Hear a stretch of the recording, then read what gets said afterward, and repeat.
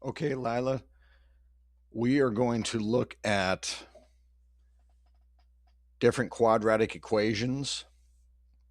Here in standard form, there's 4 of them listed. And remember, standard form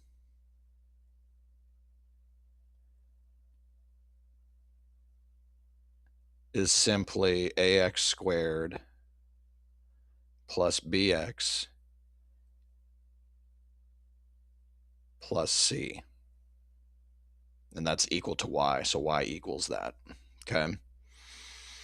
We have 4 of these, and we want to match them up, match these equations up with their graph. So 4 equations. As you can see, 4 graphs. We have 1, 2, 3, 4 graphs. You have 4 different curves on here. Okay. And we can, maybe we can separate these here. I apologize. Let me do that here quick. Okay, so we have our 4 graphs separated by the purple lines. And we'll call these A, B, C, D for the equations. A, second one we'll call B, C, and D for the different equations. So how do I go about determining which graph is with which equation? Well, if I look at the graphs themselves, I do notice one thing. This one right here is downward, the curve going downward, where the other 3, this one, and this one, what are they doing? They're going upward. Well, what causes it to go curve parabola to go upward, parabola to go downward? Remember, it's the a value, ax squared, plus bx plus c. Remember, we talked about this a value, and if a was greater than 0 or positive, it curved upward. If the a value is less than 0 or negative, curved downward. Do you remember that? We talked about that our last session. Well, as I'm looking at the a values for these 4, this guy is positive 1. This is what? This is negative 1 for the second one, B. For equation C, the a value is positive 2. For equation D here, positive 1. So right away, I can use that distinction of 1 of these being down and 3 of them being up. And I can say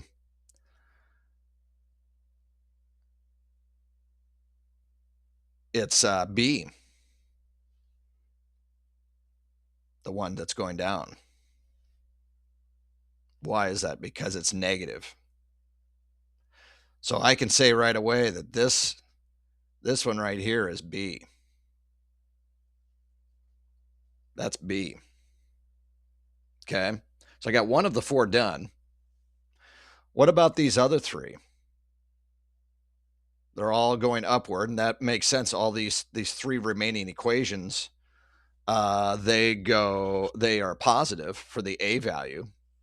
So there's something else that we can use when a quadratic equation is in standard form to distinguish which graph is which.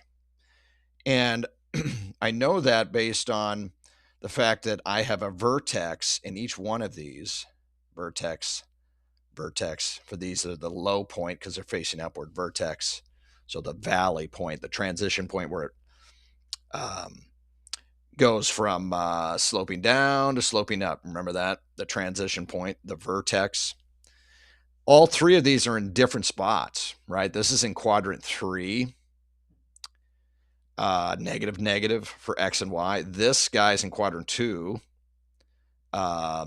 negative, positive for x and y. This one's in quadrant 4, positive, negative for x and y. So if I can determine the vertex for each one of these remaining equations, I can pick out which equation then matches up with the graph. What's the vertex equation? Well, for the x value, so x value for vertex, do you remember what that is? It's x equals the opposite of b over 2 times a. Do you remember that? And then I can find the y value by plugging in that x into the initial equation. Well, let's just go ahead and start with the vertex for A. Let's determine A's. So vertex for A, opposite of B. Well, what's the B value? Opposite of B, the B value is negative 4 for this guy, for this equation. So negative 4 over 2 times A. What did we say A was for this, for equation A? It's a positive 1, 1x squared. So 2 times 1.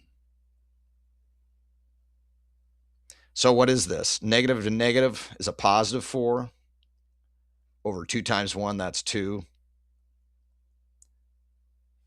The x value, I should say, this is not the vertex, the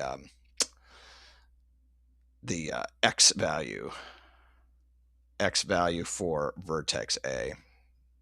That's what that is, sorry. Not V, but X. So that's the X value is 2. So let's plug that into that equation. So each one of these X's, I'm going to put 2 in. So let's do that to figure out what Y is. So Y equals 2 squared, since it's X squared, minus 4X, so minus 4 times 2. And then what was the plus 3? So what's that going to be? Well, it's going to be 2 squared is 4. 4 times 2 is negative 8, plus 3. So my y is going to be 4 minus 8 is negative 4, plus 3 is negative 1. So the vertex at A, now I can say vertex at A, my apologies. The coordinates are 2 and negative 1. Do we have a 2 and negative 1 on these 3 remaining graphs? Let's see. Well, it's kind of hard to tell here, but each one of these numbers is a 1 unit. Well, this is negative 1, negative 1. So that's not it.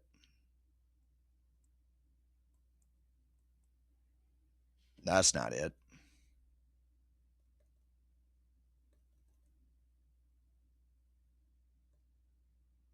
What about this one?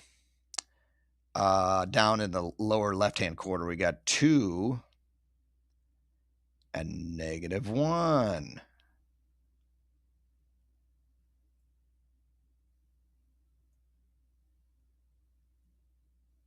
How about that? This one, let's just check. This is negative 1, negative 1, and 4 for this vertex. Negative 1, a positive 4. So the lower left-hand graph would be for equation A. What about the remaining 2? Well, let's look at equation C. 2x squared plus 4x plus, what was that? I covered it up. Plus 1. Which one of these remaining two graphs goes to equation C? Let's get the vertex, x value, the vertex for equation C. Opposite of B, the B value is positive 4 for this one.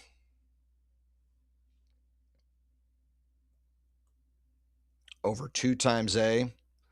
What is A in this equation? Our A value is 2. Simplify. Negative 4 over 4. Negative 1 for x. Plug that into the original. We have 2x squared, so that means we have 2, and then we're plugging in this negative 1 squared, plus 4 times x, 4 times negative 1. What was the last value there? Plus 1.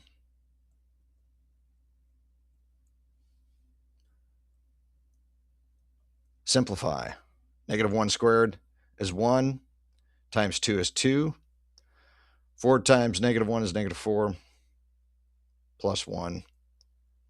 The y value for the coordinate of the vertex, it's going to be 2 minus 4 is negative 2, plus 1 is negative 1. So vertex at equation C, negative 1, negative 1. Now that sounds familiar. I think we had that when we were going through these. Upper right-hand graph, negative 1 over, negative 1 down. There it is right there.